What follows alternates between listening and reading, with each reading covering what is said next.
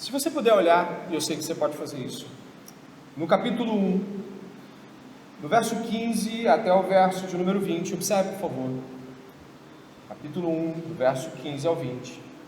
Um longo discurso de Paulo é dirigido até esta pequena igreja de Colossos, dos Colossenses. E Paulo, através de um cântico que nós estudamos semana passada, um cântico da igreja primitiva, o apóstolo expõe grandes verdades acerca de Jesus Cristo. Jesus nos é revelado de modo glorioso, de modo grandioso. E começa dizendo de que ele é a imagem do Deus invisível e vai terminando ali pelo verso 20 como reconciliador de todas as coisas. Jesus Cristo é o Criador, Jesus Cristo é o Recriador, Jesus Cristo é autoridade sobre anjos, sobre principados, potestades, sobre os homens, sobre toda a autoridade. E ele termina ali no verso 20, o apóstolo Paulo, como Jesus, o reconciliador, que trouxe para si mesmo toda a ordem, todo o cosmos, toda a existência de volta para o seu lugar. É claro que nós vamos ver isso de modo mais nítido e permanente e completo na glória, depois daquele último dia, depois da consumação de todas as coisas, mas já é possível ver isso aqui hoje, que pessoas tão diferentes, de lugares tão distintos, com mentes e vidas tão diferentes umas das outras, estão aqui, todas atraídas por Jesus Cristo. Ele mesmo disse que a sua cruz atrairia todos a Ele. Então aqui já é, a igreja de Jesus Cristo já é um modo com o qual você vê esta reconciliação, ainda que de modo prévio, ainda que espelhando uma grandeza daquilo que há de ser. Mas ali no capítulo 1, verso 24, me acompanha com teus olhos, não perde a chance de entender também. Nós vamos ter aí do verso 24 ao verso 29, Paulo nos apontando, nos dirigindo, assim como aqueles irmãos da igreja de Colossos. Paulo está nos dizendo como devemos reagir à mensagem ou às revelações grandiosas de Deus. Paulo está dizendo como devemos, e aí eu faço uma tríade de sentir, pensar e agir. E é isso que ele vai fazer no capítulo 1, do verso 24 ao verso 29. Ele vai nos impulsionar a responder o Evangelho. Ele vai fazer isso porque o Evangelho, ele não é uma mensagem de acúmulo de conteúdo. Você não pega o Evangelho, você acumula esse conteúdo e parte para outras doutrinas. Não, o Evangelho é uma mensagem, dele discorrem as doutrinas cristãs, mas o Evangelho, preste bem atenção, ele vai exigir uma resposta. Talvez você me diga, bom, mas eu não estou aqui hoje para responder o Evangelho, eu quero ouvir e ver qual é. A sua não resposta, ou seja, sua passividade, seus obstáculos, seu orgulho, são um tipo de resposta ao Evangelho. Não é neutro. Ser orgulhoso, distante, alienado, endurecido, também é um tipo de resposta. Ainda que você não tenha consciência dela, mas é um tipo de resposta. E a resposta de quem creu no Evangelho, e é essa que eu quero começar a trabalhar nesta nossa introdução, a resposta de quem creu ao Evangelho fica declarado aqui. Muita gente sincera, e eu botei essa palavra aqui de propósito, para que eu não esquecesse dela, muita gente sincera, acredita estar no Evangelho, sem nunca ter nas Escrituras observado qual é o tipo de resposta que aqueles que creram devem se identificar com o Evangelho. Ou seja, quem crê no Evangelho, responde ao Evangelho de tal modo. Não é algo que você apenas diz, eu concordo, há uma reação, há uma atitude. E eu gostaria de colocar aqui para você, de que pessoas sinceras podem ter reações a mensagens que não são Evangelho, acreditando que seja Evangelho. Ou seja, você pode ser enganado. Inclusive, Paulo vai dizer, eu gostaria que você percebesse no capítulo 2, ali no verso 4, rapidinho, você volta para a introdução depois disso, diz assim: digo isso, depois que ele expõe toda a reação condigna do Evangelho, capítulo 2, verso 4, ele diz: digo isso a vocês para que ninguém o quê? Os engane com argumentos mentirosos, falaciosos. Paulo está dizendo o seguinte: eu vou explicar como vocês devem reagir, vou explicar o que o Evangelho é, para que ninguém te mostre algo que não é verdadeiramente aquilo que o Evangelho expõe, ou aquilo que o Evangelho é. Eu gostaria que você pudesse reagir a duas imagens que eu vou te mostrar. Tudo bem? Eu vou colocar essa daqui. Se você está numa mina, você é um mineiro, você dá uma picaretada e você vê esta pedra aqui, né, esse minério aqui, ok? A reação é de quê? É de palpitação, né? Dependendo do tamanho dele, não? Não dá uma mexida pra gente?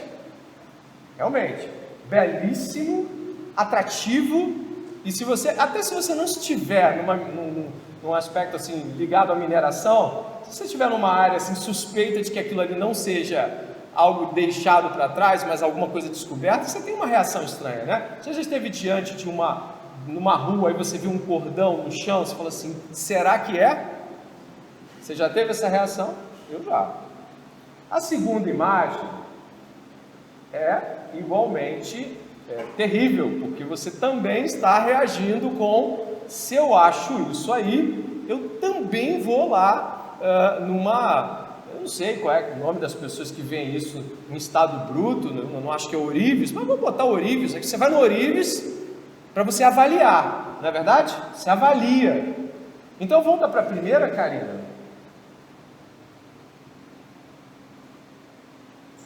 Consegue? Vamos lá. Viu a primeira? Agora vai para a segunda de novo. Agora vai para a terceira imagem. Parou? Com qual você fica? Pensou? Está reagindo aí dentro de você? Você já imaginou com qual você fica?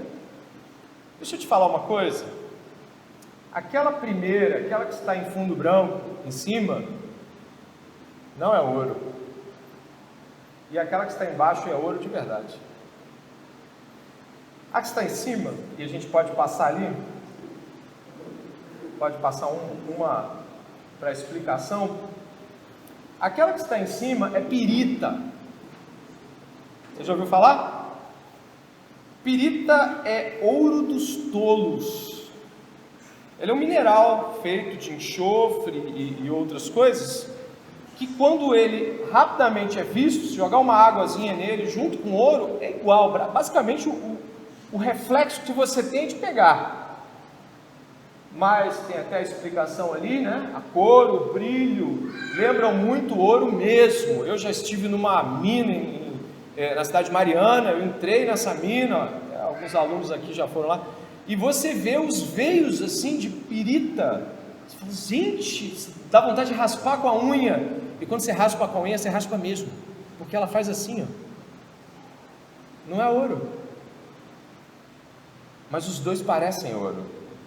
Mas quando você tem a experiência da consistência, se você pegar o ouro e apertar com o seu dente, o seu dentinho crava no ouro, porque o ouro ele é maleável. A pirita você aperta que vai virar vai esfarelar na sua mão. Mas por que eu estou mostrando essas duas coisas? O que acontece? A igreja de Colossos estava abraçando falsas riquezas como se fosse evangelho.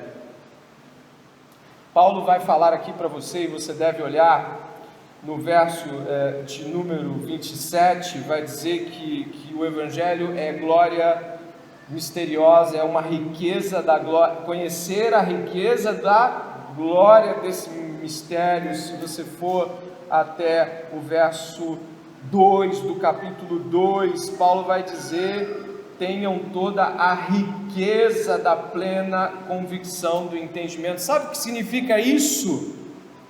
De que a igreja de Colossos estava abraçando ouro de tolo. Eles estavam acreditando em uma mensagem que não era a verdadeira riqueza do evangelho. parece uma boa mensagem, dá motivação, parece que a vida vai ficar melhor, mas Paulo aqui na mensagem a essa igreja faz questão de dissolver as aparências, para ficar com que aquilo que de fato é o Evangelho. Muitas igrejas vão pregar mensagens motivadoras, que vão pegar de repente uma pessoa que está depressiva naquele dia, ela vai sair dali exultante, mas aquela mensagem não serve para nada, é ouro de tolo, te dá aquela euforiazinha, mas depois não sustenta a transformação em ninguém. Você está entendendo isso? A mensagem do Evangelho, tal como o ouro, é muito mais rara do que a pirita. A mensagem do Evangelho, tal como o ouro, é muito mais valiosa, não enferruja e é permanente. Aqui eu uso o ouro de modo analógico. A mensagem do Evangelho é muito mais valiosa do que algo que se desfaz com a mão. A mensagem do Evangelho, diz Paulo, é uma riqueza gloriosa. E Paulo está dizendo isso, e está usando esses termos para que eles valorizem a mensagem do Evangelho.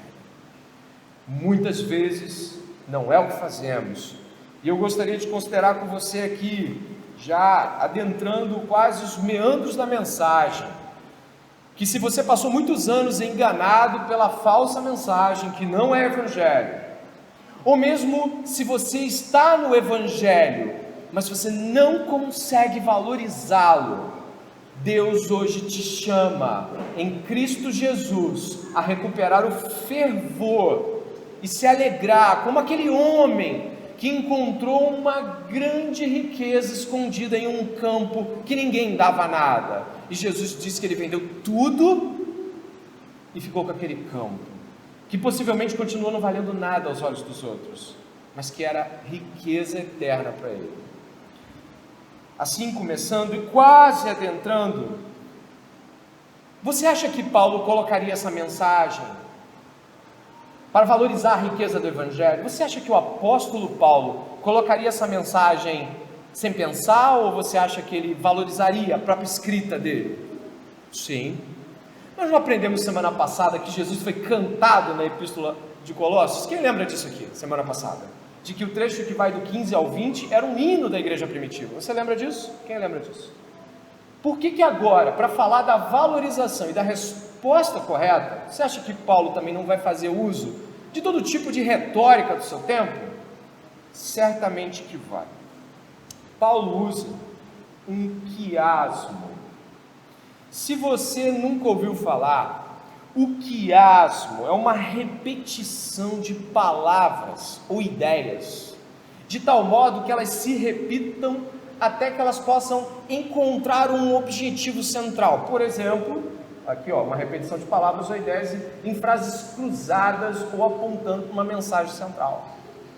Um quiasmo é um estilo de escrita, ou é não é um gênero, mas é um modo de se escrever uma ideia, onde você faz uso de algo intencional para reforçar a ideia de algo. Se você puder perceber, e aí eu peço que a Karina avance mais uma vez, o apóstolo Paulo, aí a Karina vai dar um jeitinho de dimensionar, o apóstolo Paulo, ele faz isso, e ele coloca os versos 24 aos versos 29 do capítulo 1, observe a sua Bíblia, para se repetirem no capítulo 2, do verso 1 até o verso 5. Mas o que significa isso? Do que estamos falando? Ele vai trazendo sua mensagem para um núcleo central. Ele vai falar dos mesmos aspectos embaixo e em cima.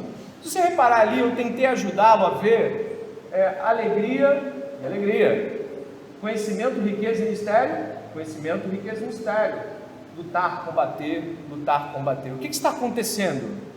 Paulo repete a mesma ideia duas vezes e coloca uma para se encontrar lá no meio, para ser a espécie de soco final, a estocada de Paulo. No quiasmo, ou seja, nesse modo de escrever, que naquele tempo era usado, hoje também, mas muito mais naquele tempo, o apóstolo está tão preocupado de que a mensagem fique fixada nos ouvintes, que ele a repete de um modo ordenado. Nós vamos estudar hoje esse trecho bíblico que eu estou assinalando com os irmãos, que vai do capítulo 1, do verso 24 ao 29, e do capítulo 2, do verso 1 ao 5. Nós vamos estudar ele pelas pontas, depois pelo meio, e depois nós vamos encontrar o núcleo da mensagem de Paulo. Quantos estão entendendo? Estão entendendo? Amém. Para que isso seja feito, é necessário que você esteja atento à pregação. É necessário que você esteja atento aos movimentos da pregação. Antes de começarmos aos versículos, repare o verso de número 24, por favor. Paulo vai dizer agora o quê? Agora o quê? Me alegro nos meus sofrimentos por vocês e preencho o que resta das aflições de Cristo. Sabe onde ele vai repetir a mesma coisa? Lá no capítulo 2, onde ele fecha essa ideia. No capítulo 2, verso 5, repare por favor, ele termina essa ideia. Ele conclui num achatamento até o núcleo central do argumento. Vê se você encontrou alegria no verso 5. Quantos encontraram alegria no verso 5? Alguém encontrou? Você encontrou? Então, o verso 24 completa a sua ideia no verso 5. Olha que interessante, se você ler o verso 24 e o verso 5, você vai encontrar um sentido. É quase que você pode uni-los, se você quiser. Está indo? Está indo? Não quero deixar as coisas difíceis, apenas quero mostrar que o texto não está escrito a erro. Se você puder olhar agora, volta para a página anterior, acho que é a sua página.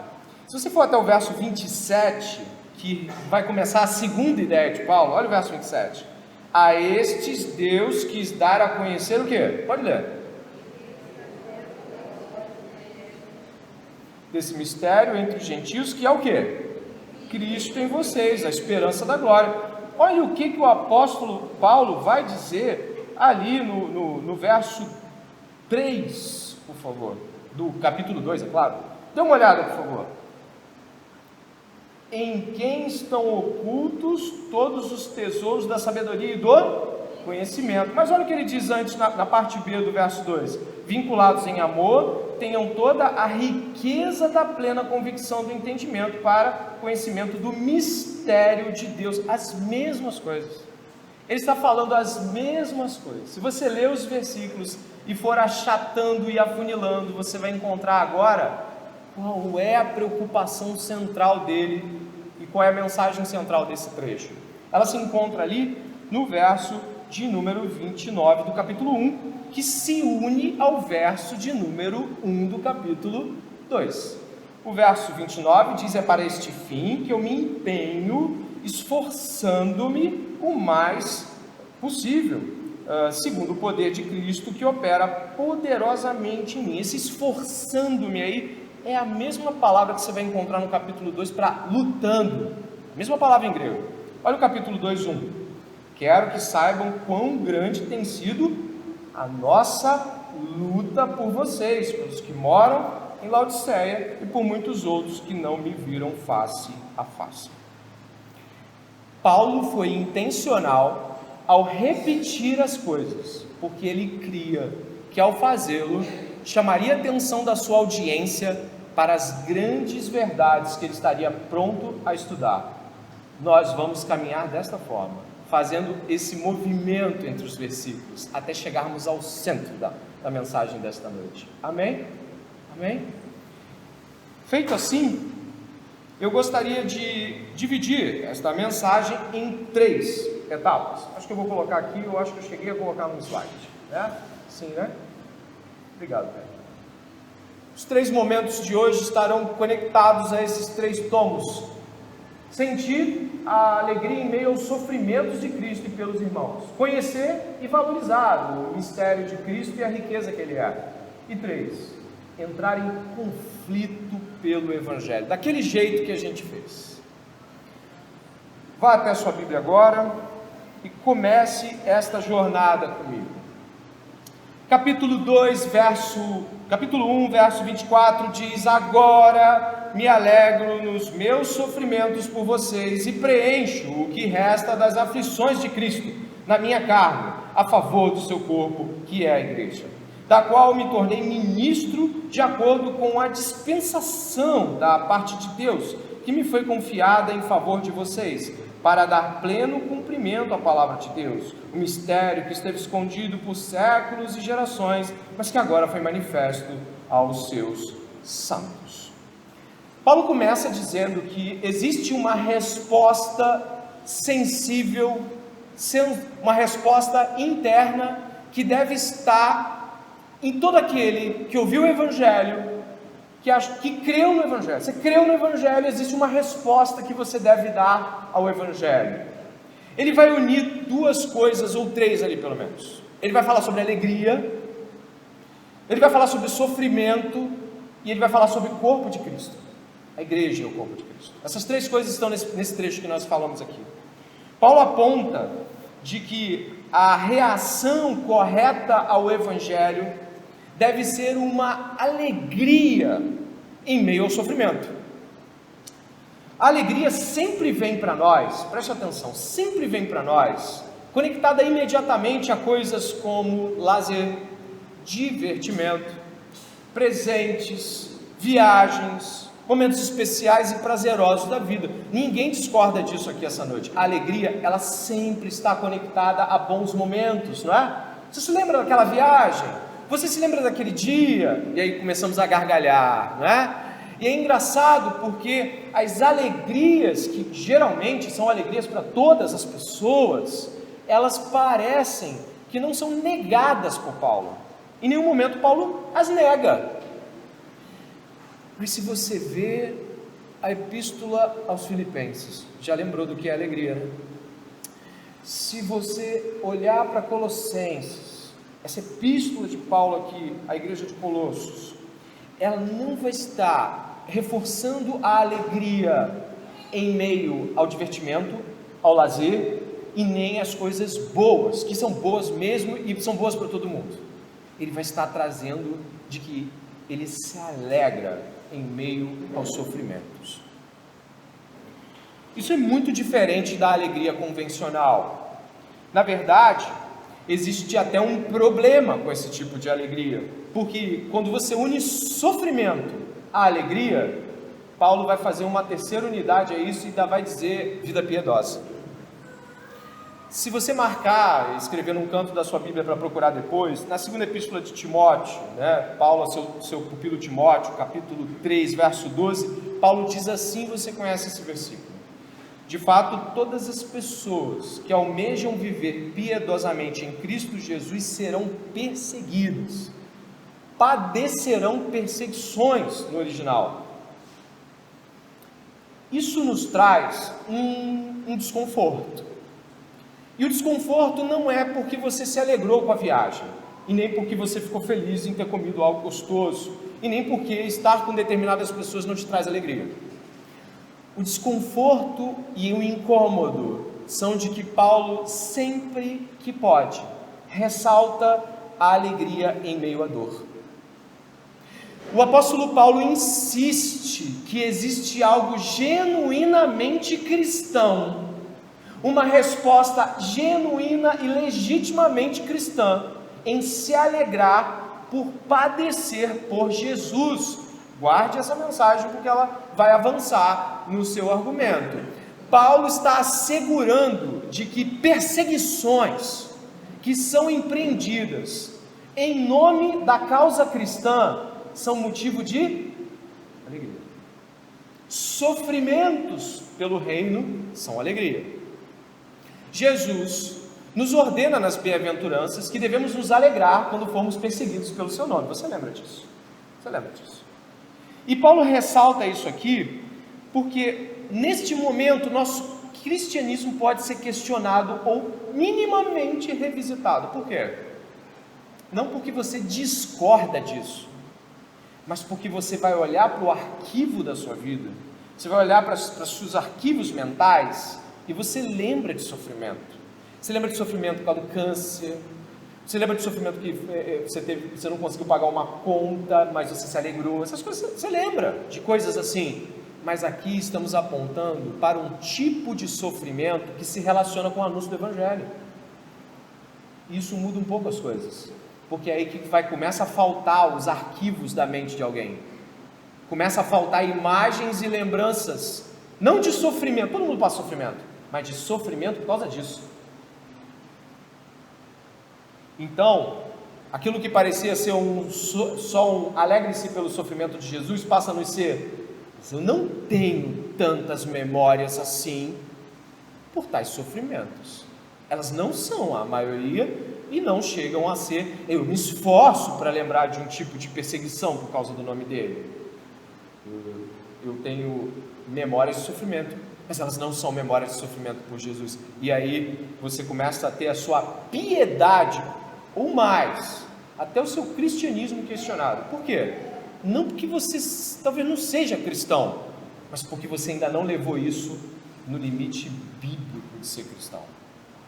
Você foi até o crer, Cristo te salvou, mas agora Paulo chama, como chama Timóteo, vem sofrer comigo, segunda epístola de Paulo a Timóteo, vem sofrer comigo nas algemas do Evangelho. E é aí que a coisa começa a ser questionável, porque todos nós vamos ter aqui nessa vida, preste atenção, a gente daqui uns 10 minutos está passando de argumento, a gente vai ter um tempo aqui nessa terra, 30, 40, 50 anos, uns mais, outros menos, 60, 70, nós não vamos ter a chance de repetir essa história aqui.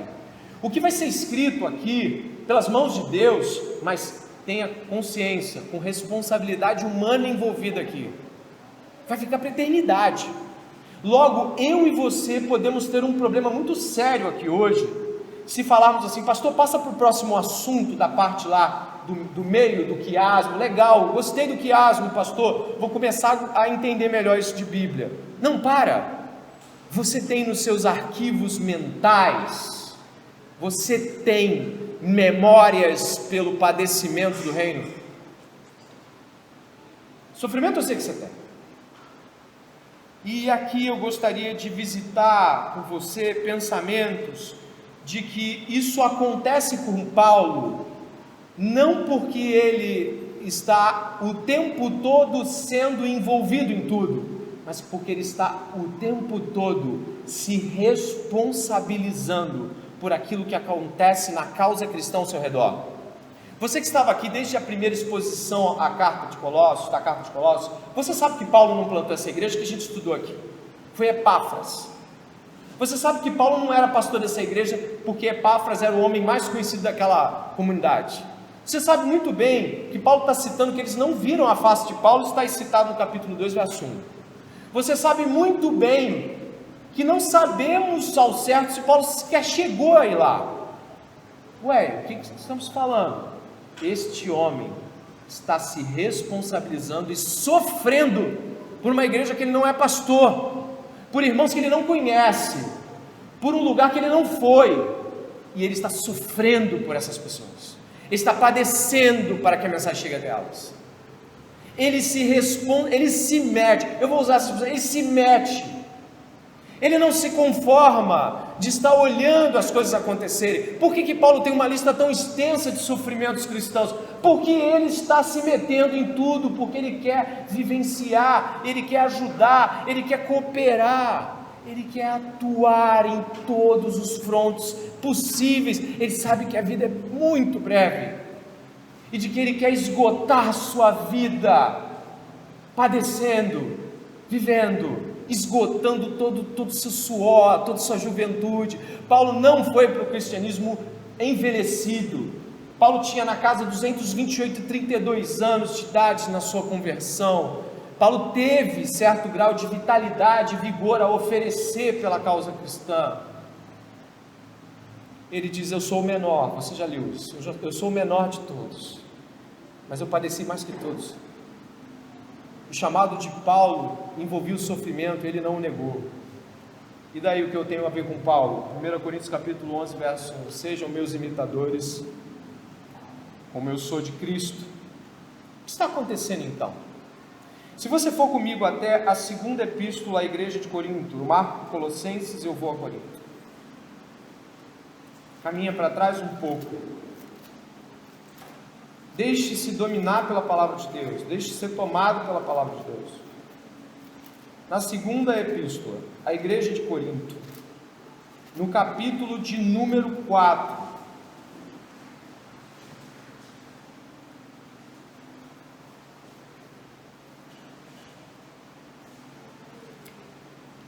Paulo, que lá onde você leu se chama dispenseiro, você tinha lido em Colossenses que ele é um dispenseiro de Deus, significa um oikônomo, ou algo como, é alguém que pega das dispensas da palavra de Deus e vai servir outras pessoas. Imagine um grande lugar com muita nutrição. Você está imaginando isso? Você imagina essa sala aqui repleta de coisas que ajudariam pessoas a comer, a se vestir, e ele vai tirando das dispensas de Deus. É assim que ele se chama em Colossenses. Ele vai colocando essas coisas para as pessoas se alimentarem, a palavra de Deus. Ele se vê responsável por trazer o que há de melhor, o todo. Quando se despede dos presbíteros de Éfeso, ele diz: não deixei de anunciar uma palavra sequer a vocês. Então Paulo se coloca aqui de tal forma, e olha o que ele vai dizer no capítulo 4 da segunda epístola aos Coríntios. Dá uma olhada aí, a gente vai usar o capítulo 4 todo como referência paralela. Por isso, tendo esse ministério segundo a misericórdia que nos foi dada, não desanimamos, pelo contrário, rejeitamos as coisas ocultas que trazem vergonha, não agindo com astúcia, nem adulterando a palavra de Deus, e assim, pela manifestação da verdade, nos recomendamos à consciência de todos na presença de Deus. Você está entendendo o que ele falou? Nos recomendamos. A expressão aqui indica de que ele se coloca em posição de recomendação, tipo, nos use, nos veja, aponte para nós, olha para mim, basicamente, né? Olha para o que eu estou fazendo, mira em mim, me acompanha, me segue, vai comigo. Paulo está chamando, para muitas pessoas, se chama desse cara maluco, está chamando um problema para ele. A igreja de Corinto é uma igreja problemática. Ele está se chamando como referência para uma igreja que o exclui como referência. Ele está falando: olha, mira em mim, toma a minha pessoa para vocês, faz uso de mim. Mas se o nosso evangelho ainda está encoberto, é para os que se perdem que ele está encoberto, nos quais o Deus deste mundo, verso 4, cegou o entendimento dos crentes, para que não lhes resplandeça a luz do evangelho da glória de Cristo, o qual é a imagem de Deus. Porque não pregamos a nós mesmos, mas a Jesus Cristo como Senhor, e a nós mesmos como servos de vocês, por causa de Jesus, porque Deus que disse: das trevas resplandeça a luz, Ele mesmo resplandeceu em nosso coração para a iluminação do conhecimento, olha a palavra que foi usada lá, da glória, outra palavra de Colossenses, de Deus na face de Cristo. Temos, porém, esse tesouro em vasos de barro, para que se veja a excelência do poder, que a excelência do poder provém de Deus, não de nós. Em tudo somos atribulados, porém não angustiados. Ficamos perplexos, porém não desanimamos. Somos perseguidos, porém não abandonamos. Somos derrubados, porém não destruídos. Levamos sempre no corpo morrer de Jesus, para que também a vida dele se manifeste em nosso corpo. Porque nós que vivemos somos sempre entregues à morte por causa de Jesus, para que também a vida de Jesus se manifeste em nossa carne mortal. De modo que em nós opera a morte, em vocês a vida. Olha o verso 13: tendo, porém, o mesmo espírito de fé, como está escrito: eu criei, por isso falei. Também nós cremos e por isso também falamos, sabendo que aquele que ressuscitou o Senhor Jesus também nos ressuscitará com Jesus e nos apresentará juntamente com vocês. Porque tudo isso é para o bem de vocês, para que a graça, multiplicando, se torne abundante em ações de graça por meio de muitos, para a glória de Deus. Olha agora esse final esplêndido desse capítulo de Coríntios. Olha, permita-se alcançar por esse trecho das Escrituras. Por isso não desanimamos. Pelo contrário, mesmo que o nosso exterior se desgaste, o nosso ser interior se renova dia a dia. Porque a nossa leve e momentânea tribulação produz para nós um eterno peso de glória, acima de toda a comparação, na medida em que não olhamos para as coisas que se veem, mas para as coisas que não se veem. Porque as coisas que se veem são temporais, mas as que não se veem são eternas. Sabe o que Paulo está dizendo? Eu quero gastar esse corpo. Eu vou me colocar para que ele seja usado, para que ele seja desgastado em favor de vocês. Porque sabe tudo isso que eu estou passando, e vocês que leram a segunda epístola aos Coríntios sabem, as chibatadas que Paulo já tomou, os naufrágios e tudo aquilo que Paulo relata na sua carta. Ele já passou por muita coisa, mas sabe como é que ele chama isso? O que ele chama? Você lembra? Leve e momentânea. Como Paulo sofreu tanto, Paulo se enfiava em tudo. Como Paulo padeceu tanto, toda a briga que ele encontrava pelo Senhor, ele engajava-se, ele ia nela. Nós estamos muitas vezes acostumados a nos sentar numa igreja e esperar que as coisas venham a nós. Paulo ia a elas, expulso de cidades, retornava a essas cidades, envergonhado por uma igreja, insistia em evangelizá-la, abandonado por 2, 3, ainda continuava acreditando em 1 ou 2. Paulo não era o tipo de pessoa que fica esperando a vida acontecer. E aqui eu fecho esse argumento de se alegrar nos sofrimentos de Cristo. Paulo vivenciava muitos sofrimentos de Cristo. Paulo via muito Deus agir na vida dele. Paulo se colocava integralmente a serviço do Evangelho, o que nós tememos fazer, porque tememos perder nossos empregos, porque tememos perder nossas carreiras, porque tememos perder a glória que nós alcançamos, porque tememos não ter a aposentadoria que sonhamos, porque tememos não ter a vida social que desejamos, porque tememos perder os fins de semana, os sábados e tudo mais que você mais gosta, os filmezinhos que você gosta de ver e a vida que você gosta de levar. Tememos. Então não conseguimos padecer piedosamente, porque não nos colocamos integralmente para tal padecimento. Quando toda a alegria que você puder ter, ser a alegria de Paulo, qual é a alegria de Paulo? Lembra do quiasmo? Paulo responde a alegria dele no desfecho dessa parte, lá no verso 5 do capítulo 2. Por que ele faz isso? Ele vai dizer, vamos lá, Colossenses de novo. Ele vai dizer que ele tem um objetivo final do sofrimento e talvez a explicação da alegria. Ele vai dizer no final da epístola, no final do capítulo, verso 5, que fecha aquele quiasmo, você lembra daquela pontinha? Ele vai dizer o seguinte, porque embora ausente em pessoa, em espírito eu estou com vocês, alegrando-me e verificando a boa ordem de vocês e a firmeza da fé que tem em Cristo. Este não pastor de Colossos, este não membro daquela igreja, este padecedor de igreja alheia, este homem de naufrágios, nudez, jejum e privações, que cita isso tudo como leve e momentânea tribulação, aponta de que se alegra em ver a firmeza em Cristo daqueles irmãos. Esta é sua alegria? Só tem um jeito de você se alegrar com coisas assim, é que elas sejam as principais, mais importantes e talvez as únicas coisas. As ilusões do mundo caem quando nós nos alegramos pelas coisas certas. Questione-se esta noite sobre os motivos que mais te alegram, e talvez você não encontrará Cristo neles.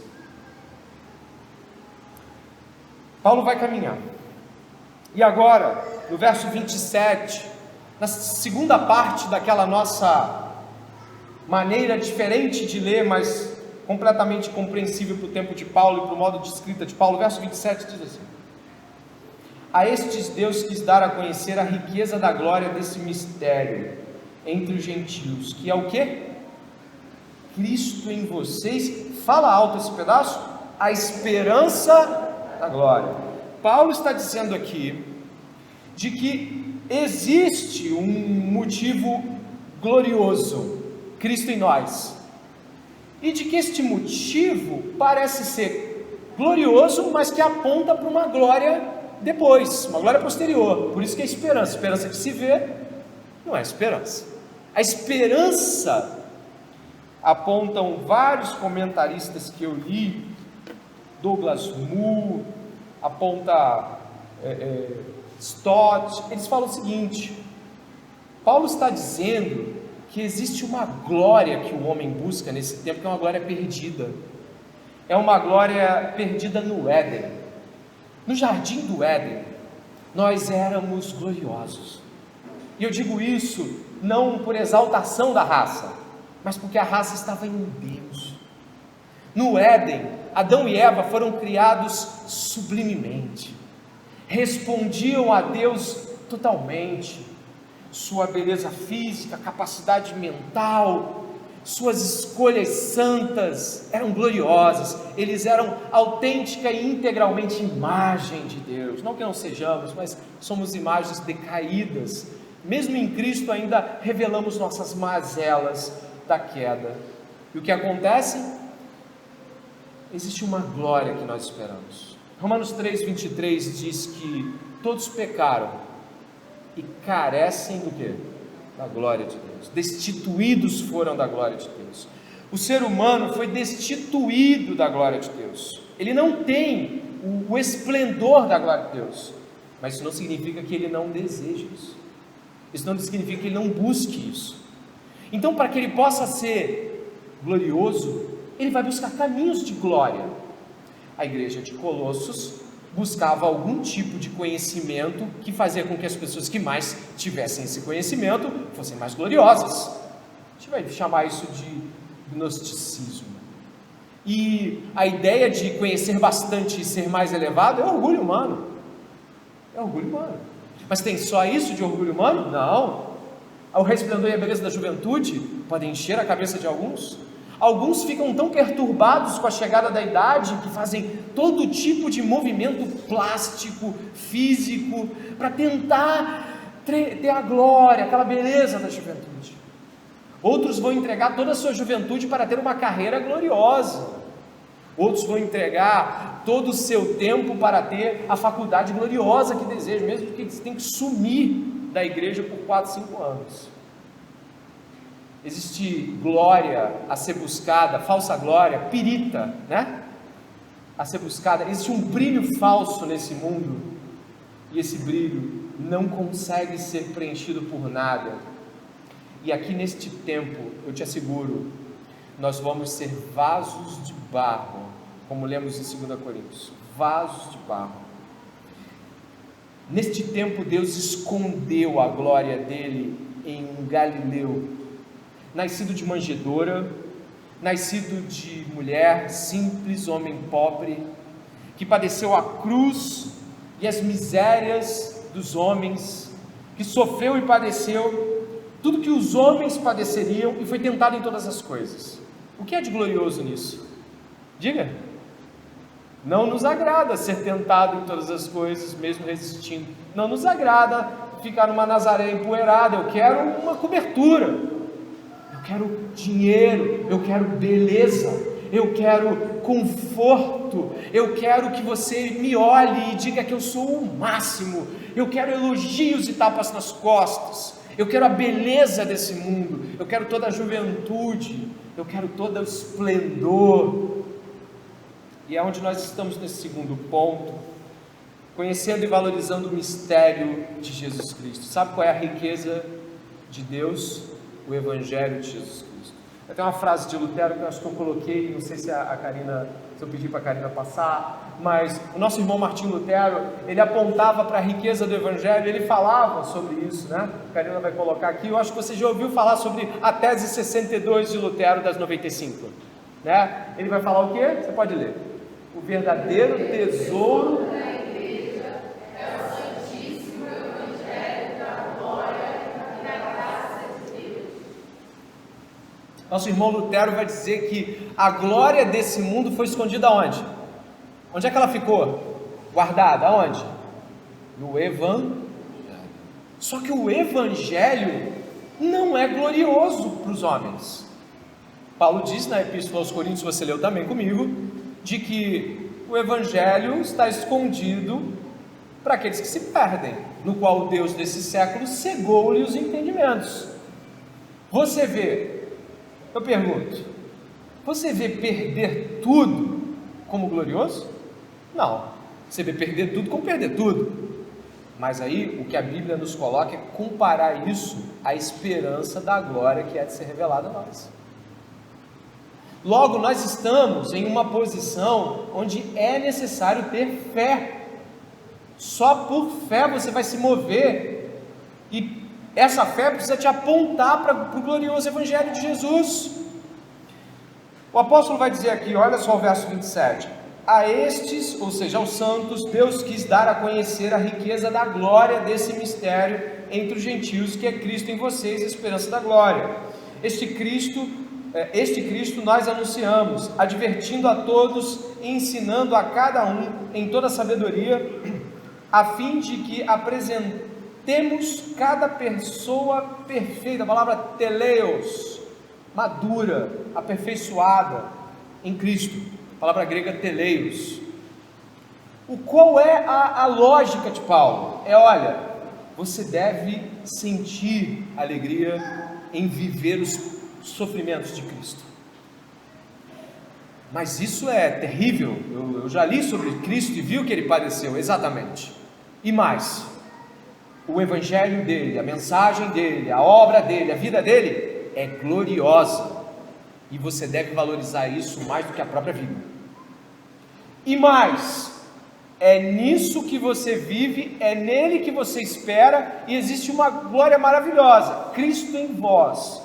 Se você pegar o argumento do sofrimento e depois ligar ele a Cristo em vós, não tem como desconectar. Cristo em nós, sofrimento em nós. Cristo em nós, vergonha deste mundo em nós. Cristo em nós, rejeição deste mundo em nós. Isso resulta em esperança gloriosa. Isso resulta em esperança jubilosa. A dificuldade às vezes não é nem crermos no sentido de acreditarmos, mas é sair daqui e renunciar à glória daquilo que nos faz sentirmos grandes pessoas. É renunciar até mesmo dentro da comunidade, dentro da igreja, aquilo que você quer fazer para a visibilidade. O Evangelho nos esconde ao anonimato e deixa Cristo exibido de forma gloriosa. Eu continuo falando com vocês de que existe uma necessidade que você e eu temos de absorver, e aqui eu já passo talvez para um próximo trecho, último do sermão, de absorver algo que para nós é difícil demais de viver, muito difícil, que é de viver o Evangelho na atmosfera do Deus secreto. Como assim? Existe um termo latim que fala Deus abscônditos, acho que eu coloquei aí. Coloquei aqui, não coloquei, Karina? Acho que eu coloquei sim. O termo em latim, Deus abscônditos, ele quer dizer o seguinte: o Deus que está em secreto, que se revela de modo secreto, de que nos alcança sem a visibilidade e a glória do conhecimento que todos esperam ter de Deus. Nós temos dificuldade, extrema dificuldade, de lidar com o fato de um Deus que se revela no Evangelho. Os agnósticos, ou vou botar aqui sem o A de negação, mas os gnósticos de Colossos acreditavam que o conhecimento exagerado e um conhecimento específico, ou um conhecimento maior do que os outros, seria o modo como Deus estaria se revelando a eles, e eles seriam gloriosos por isso. Os agnósticos dizem que Deus não pode ser conhecido. Nós cremos que Deus se revela, ele está em secreto, mas ele se revela. Onde ele se revela? No Evangelho. E o Evangelho é onde nós certamente esta noite devemos estar. Eu continuo e indo para o final, aponto para você para uma realidade onde nós precisamos, e aí eu entro no terceiro ponto desse nosso encontro com a palavra, o verso de número 29, dê uma olhada. É para esse fim, né? Eu venho no 28, esse Cristo nós anunciamos, advertindo a todos e ensinando a cada um em toda sabedoria, a fim de que apresentemos cada pessoa perfeita em Cristo. É para esse fim que eu me empenho, esforçando-me o mais possível, segundo o poder de Cristo, que opera poderosamente em mim. E eu continuo com o verso 1. Quero que saibam quão grande tem sido a nossa luta por vocês, pelos que moram em Laodiceia e por muitos outros que não me viram face a face. Faço isso para que o coração deles seja consolado e para que eles, vinculados em amor, tenham toda a riqueza da plena convicção do entendimento para o conhecimento do mistério de Deus que é Cristo. Eu paro aqui. Paulo está dizendo no verso de número 29, no verso de número 1, que ele agoniza. O que é isso, pastor? A palavra está aí, esforçando-me, sublinhe, marque, e luta do capítulo 2, verso 1, é agonizar, mas que tem no sentido paulino, em suas outras cartas, o uso em lugares onde ele fala, por exemplo, do esforço feito por atletas que agonizam, se esforçam, cansam, vão até os limites, mas também é usado em sentido militar. Agonizar é entrar na batalha e dar toda a força possível e lutar de todas as formas. O custo do ministério de Paulo é o completo afadigamento.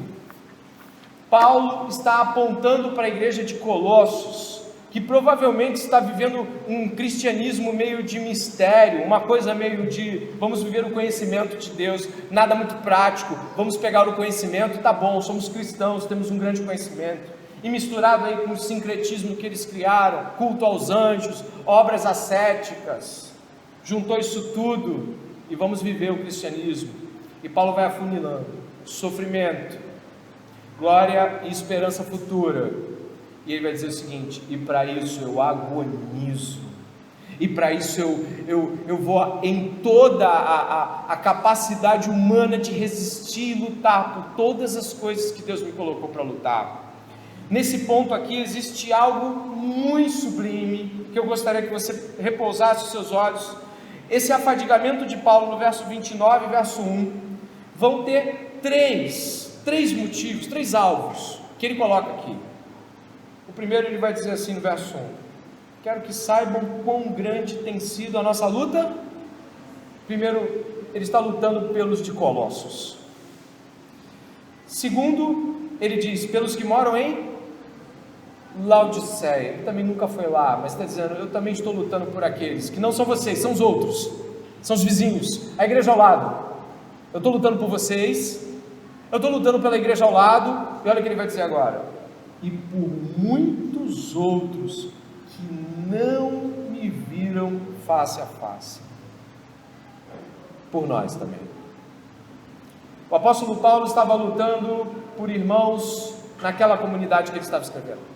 Ele estava lutando pelas comunidades ao redor, e ele estava lutando por gente que nunca o viu, e que nunca o veria, e que ele também nem sabe o nome. Ele acreditava severamente que o Evangelho deveria ser entregue, não somente àqueles que nós conhecemos, mas o esforço deveria ser feito para aqueles que vão além de nós. Grandes homens de Deus passaram décadas escrevendo livros que hoje você lê. Calvino levou décadas escrevendo as Institutas.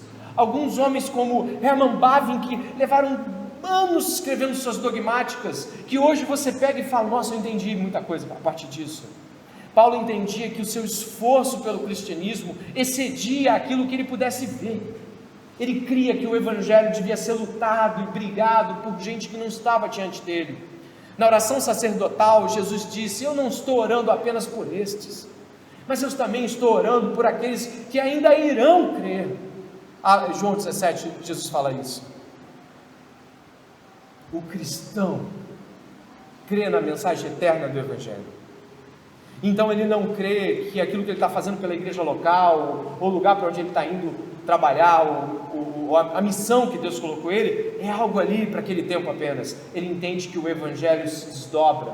Nós estamos lendo o Novo Testamento, que foi escrito por homens inspirados pelo Espírito Santo há 2000 anos atrás. Nós estamos em uma luta por um Evangelho eterno. Nós estamos plantando igrejas, ministrando a pessoas e ensinando a outros, e nós não temos a noção do que Deus vai fazer por isso.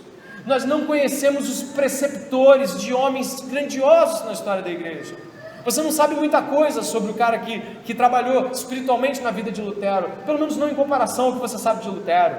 Você não sabe muito sobre os professores de João Calvino, você não sabe muito sobre os principais professores de alguns dos grandes nomes Quem foi o preceptor de Russell Sproul?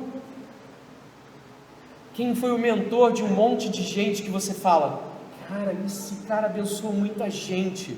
Você às vezes não sabe, mas Deus estava usando aquela pessoa para alcançar a gente através de terceiros, de vida de outros que nós não conhecemos. Não lutamos pela nossa glória, não brigamos pelos nossos interesses. O Evangelho é maior que nós, transcende a nós, vai além de nós. Paulo entendia dessa forma, cria dessa forma, e isso fazia com que sua luta pelo Evangelho se tornasse ainda maior. É grande. Um dia nós veremos as obras que Deus fez através de nossas vidas e jubilaremos o nome do Senhor. Mas muitos que estão aqui essa noite acreditam que devam lutar pelos seus sonhozinhos, pelas suas vidinhas apenas, os seus pensamentos minúsculos de alegria, os seus momentos espaçados de coisas legais. Eu te convido, chamo e apelo esta noite, de que você se torne um ministro, um obreiro, alguém que vai ser usado por Deus e que abençoará gerações de pessoas, alguém que não vai escrever nada, mas de que vai marcar a história de pessoas que serão grandes escritores, grandes músicos, como, por exemplo, Charles Wesley. Quem ensinou música para ele, você sabe? Você sabe quem ensinou música para Charles Wesley? Não, mas você já ouviu falar que ele era um grande músico e já deve ter cantado canções. Você não sabe quem fez aquilo. Que esta noite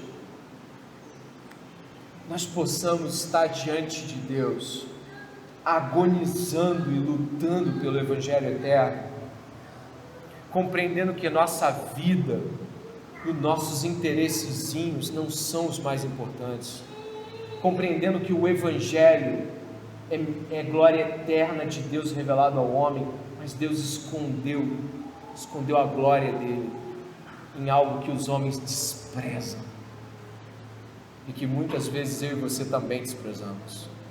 Eu te chamo à pregação do Evangelho eterno, e peço que na oração que vamos fazer agora, você possa considerar o que você acha que é vida boa, que é a vida que tu quer, e colocar o Evangelho. A vida que nós queremos é ouro de tolo. Deus quer nos dar as verdadeiras riquezas em Cristo Jesus. Não perca essa chance essa noite. Ore comigo, por favor.